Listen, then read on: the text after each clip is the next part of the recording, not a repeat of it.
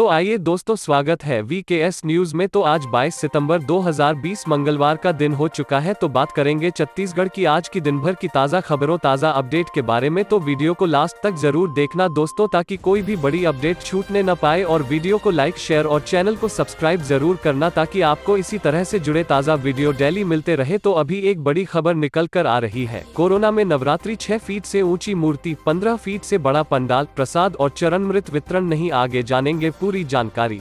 तो चलिए दोस्तों, बिना समय गवाए सभी खबरों को फटाफट देखते हैं। आज की पहली बड़ी खबर है एयरलाइंस इन बस्तर, नियमित विमान सेवा से जुड़ा बस्तर। पहले दिन 30 लोगों ने की रायपुर की यात्रा। लंबे इंतजार के बाद आखिरकार छत्तीसगढ़ का दक्षिण संभाग बस्तर सोमवार से नियमित विमान सेवा से जुड़ गया है। सुबह 11 बजे मुख्यमंत्री भूपेश बघेल ने विमान सेवा का औपचारिक उद्घाटन किया। इसके बाद हैदराबाद से जगदलपुर आने वाली पहली फ्लाइट मां दंतेश्वरी विमानतल पर पहुंची। यहां से पहले दिन 30 यात्रियों ने रायपुर की यात्रा की। पहले दिन मौसम की खराबी की वजह से फ्लाइट के यहां पहुंचने और रायपुर की उड़ान करीब 1 घंटे 10 मिनट देरी से हुई। अगली खबर है राज्य ओपन स्कूल की हायर सेकेंडरी एवं हाई स्कूल परीक्षा का परिणाम हुआ जारी। छत्तीसगढ़ राज्य ओपन स्कूल द्वारा आयोजित हायर सेकेंडरी सर्टिफिकेट एवं हाई स्कूल सर्टिफिकेट मुख्य परीक्षा 2020 का परीक्षा परिणाम सोमवार जारी किया गया। हाई स्कूल की परीक्षा में 88.97 परीक्षार्थी उत्तीर्ण रहे, जबकि हायर सेकेंडरी मुख्य परीक्षा में 92.26 परीक्षार्थी उत्तीर्ण हुए हैं। छत्तीसगढ़ राज्य ओपन स्कूल से प्राप्त जानकारी के अनुसार हाई स्कूल की परीक्षा में 65,879 परीक्षार्थी शामिल हुए थे, जिसमें से 31,983 ने प्रथम श्रेणी में, 20,314 ने द्वितीय श्रेणी में तथा 6,253 परीक्षार्थियों ने तृतीय श्रेणी में परीक्षा उत्तीर्ण की है। हाई स्कूल परीक्षा में कुल 58,599 परीक्षार्थी उत्तीर्ण घोषित किए गए हैं, जिसमें 89.47% बालक तथा 88.26% बालिकाएं हैं। इसी तरह हायर सेकेंडरी की मुख्य परीक्षा में शामिल हुए 69,561 परीक्षार्थियों में से कुल 57,325 परीक्षार्थी सफल रहे हैं। परीक्षाफल 92.26 रहा है। हायर सेकेंडरी मुख्य परीक्षा में 29,322 परीक्षार्थियों ने प्रथम श्रेणी में, 21,072 ने द्वितीय श्रेणी में तथा 6,874 परीक्षार्थियों ने तृतीय श्रेणी में उत्तीर्ण की है। सफल परीक्षार्थियों में 92.89% बालक तथा 91.53% बालिकाएं शामिल है। इसी के साथ आगे खबर है स्कूली बच्चों को 63 दिनों का मिलेगा राशन। सीएम भूपेश बघेल ने जिला शिक्षा अधिकारियों को दिए निर्देश। रायपुर, मुख्यमंत्री भूपेश बघेल के निर्देशानुसार राज्य के सभी स्कूली बच्चों को कोरोना संक्रमण काल में भी मध्याह्न भोजन योजना के अंतर्गत सूखा राशन का वितरण किया जा रहा है। स्कूल शिक्षा मंत्री डॉक्टर प्रेमसाय सिंह टेकॉम ने बताया कि राज्य शासन के निर्णय अनुसार कोविड-19 के संक्रमण के चलते शालाओं के बंद रहने की अवधि 11 अगस्त से 31 अक्टूबर तक कुल 63 दिनों का मध्याह्न भोजन का सूखा राशन स्कूली बच्चों को खाद्य सुरक्षा भत्ता के रूप में वितरण किया जाएगा। सूखा राशन सामग्री का वितरण सुविधानुसार स्कूल में अथवा घर घर पहुंचाकर देने के निर्देश दिए गए हैं। वितरण के दौरान बच्चों या पालकों के मध्य सामाजिक दूरी बनाए रखी जाएगी। इस संबंध में संचालक लोक शिक्षण जितेंद्र शुक्ला ने सभी जिला शिक्षा अधिकारियों दिशा निर्देश जारी किए हैं। अगली बड़ी खबर है कोरोना में नवरात्रि, 6 फीट से ऊंची मूर्ति, 15 फीट से बड़ा पंडाल, प्रसाद और चरणमृत वितरण नहीं, दर्शन को आया व्यक्ति संक्रमित हुआ तो इलाज का खर्च उठाएंगे आयोजक। कोरोना काल में नवरात्रि उत्सव को लेकर रायपुर जिला प्रशासन ने गाइडलाइन जारी कर दी है। इसमें 28 पॉइंट हैं। उत्सव के दौरान 6 फीट से ऊंची मूर्ति, 15 फीट से बड़ा पंडाल बनाने पर रोक है। वहीं पंडाल में एक बार में 20 से ज्यादा लोग नहीं होंगे। प्रसाद और चरणमृत वितरण पर भी रोक लगाई गई है। गणेश उत्सव की तरह नवरात्रि पूजा पंडाल में दर्शन के लिए आने वाले व्यक्ति के संक्रमित होने पर इलाज का खर्च आयोजक को उठाना होगा। मूर्ति स्थापना से लेकर विसर्जन तक के लिए नियम, जिला प्रशासन की ओर से मूर्ति की ऊंचाई से लेकर पंडाल तक की साइज का निर्धारण किया है। गाइडलाइन का अनुपालन नहीं किए बिना दुर्गा प्रतिमाएं स्थापित नहीं की जा सकेंगी। एडीएम विनीत नंदनवार की तरफ से जारी आदेश में कहा गया कि जो भी आयोजक शर्तों का उल्लंघन करेगा उसके खिलाफ कार्रवाई की जाएगी। भारत सरकार की ओर से जारी दिशा निर्देशों का भी पालन करना होगा। नेक्स्ट अपडेट है लॉकडाउन के पहले शराब खरीदने उमड़ी भीड़, सोशल डिस्टेंसिंग की उड़ी धज्जियां। रायपुर, राजधानी में सोमवार से लॉकडाउन में लगाने से पहले शराब दुकानों में भीड़ उमड़ पड़ी। शराब दुकानों पर बांस बल्ली लगाई गई, लेकिन यहां आने वाले बिना मास्क लगाए और एक दूसरे से बिना शारीरिक दूरी बनाए ही शराब खरीदते रहे। लॉकडाउन खुलने के दौरान प्रत्येक शराब दुकान पर नियमों का पालन कराने के लिए प्रशासन ने पुलिस जवानों की तैनाती की थी। किसी भी शराब दुकान पर पुलिस का एक सिपाही तक तैनात नहीं था। रविवार की शाम को शराब लेने के लिए लोग उमड़ पड़े थे, लेकिन अधिकतर लोग बिना मास्क लगाए ही शराब की खरीदी कर रहे थे। दूसरी दूसरी ओर जिन दुकानों में कम भीड़ थी वहां भी शारीरिक दूरी का पालन नहीं हो रहा था। हर बार लॉकडाउन के दौरान शराब की कालाबाजारी जमकर होती है। Station road, VIP road, Gudhiyari, सिड्डू और खरोरा जैसे इलाकों में बड़े पैमाने में शराब की तस्करी होती है। लॉकडाउन के पहले शराब खरीदने वाले एक साथ 2-2, 3-3 पेटी शराब खरीदते नजर आए। यह शराब फिर ओवररेट में लॉकडाउन के दौरान बेची जाती है।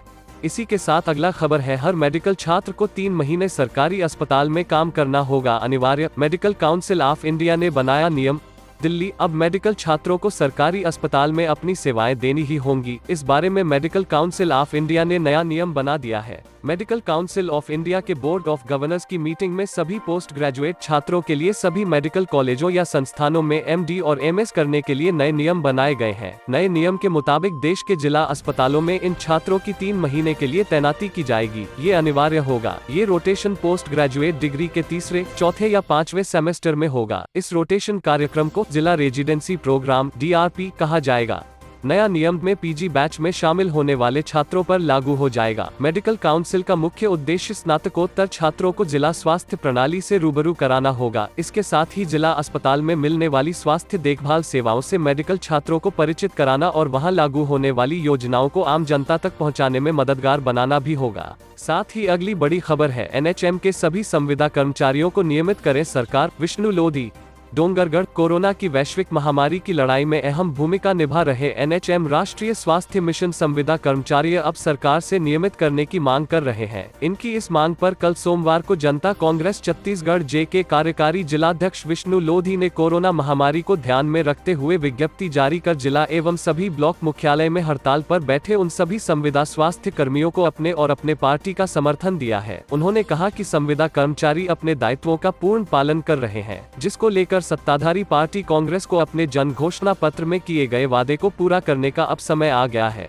विष्णु लोधी ने कहा, इस वैश्विक महामारी के संकट काल में भी प्रदेश के समस्त संविदा कर्मचारियों द्वारा अपना पूर्ण योगदान देश हित में लगाया जा रहा है, जो कि सराहनीय है। विष्णु लोधी ने प्रदेश भर के NHM संविदा कर्मचारियों को स्थायी करने की मांग का समर्थन किया है। आगे खबर है, रायपुर में लॉकडाउन के दौरान अति आवश्यक सेवाओं में छूट हेतु संशोधित आदेश जारी। कोरोना संक्रमण के बढ़ते प्रकोप की रोकथाम के उद्देश्य से जिला प्रशासन रायपुर द्वारा राजधानी रायपुर में 21 सितंबर को रात्रि 9 बजे से 28 सितंबर तक पूर्ण लॉकडाउन के लिए जारी आदेश में आंशिक संशोधन किया गया है। कलेक्टर एवं जिला दंडाधिकारी रायपुर डॉक्टर S भारतीदासन द्वारा लॉकडाउन के संबंध में 19 सितंबर को जारी आदेश की कंडिका 4, 5, 11 एवं 15 के स्थान पर निम्नानुसार संशोधित आदेश जारी किया गया है। जिला दंडाधिकारी द्वारा जारी संशोधित आदेश की कंडिका 4 में पेट्रोल पंप संचालक द्वारा केवल शासकीय वाहन, शासकीय कार्य में प्रयुक्त वाहन, अस्पताल, मेडिकल इमरजेंसी से संबंधित निजी वाहन, एम्बुलेंस, LPG परिवहन कार्य में प्रयुक्त वाहन, एयरपोर्ट, रेलवे स्टेशन, अंतर्राज्यीय बस स्टैंड से संचालित ऑटो टैक्सी निर्धारित करने वाले वाहन, एडमिट कार्ड दिखाने पर परीक्षार्थी, उनके अभिभावक, परिचय पत्र दिखाने पर मीडिया कर्मी, प्रेस वाहन, न्यूज़पेपर हॉकर, दुग्ध वाहन तथा छत्तीसगढ़ में नहीं रुकते हुए सीधे अन्य राज्य को जाने वाले वाहन को डीजल, पेट्रोल प्रदान किया जाएगा। बाकी वाहनों को पेट्रोल, डीजल नहीं मिलेगा। इसी तरह कंडिका 8 में दुग्ध पार्लर, दुग्ध वितरण और न्यूज़पेपर हॉकर द्वारा समाचार पत्रों के वितरण की समय अवधि सुबह 6 बजे से 8 बजे तक और शाम को 5 बजे से 6:30 बजे तक होगी। नेक्स्ट खबर है, ब्रेकिंग, DRG जवानों से भरी बस उफनती नदी में गिरी, नदी पार करते समय हुआ हादसा। बीजापुर, उफनते नदी को पार करते वक्त जवानों से भरी बस दुर्घटनाग्रस्त हो गई। बीजापुर में सोमवार को DRG जवानों से भरी एक बस उफनती नदी में बह गई। हादसा नदी पार करते नदी पर बने रफ्ता को पार करते समय हुआ। इस दौरान आसपास के ग्रामीणों की मदद से सभी जवानों को सकुशल बचा लिया गया। घटना भैरमगढ़ ब्लॉक के नेलशनार और मिरतर रोड के बीच हुई है।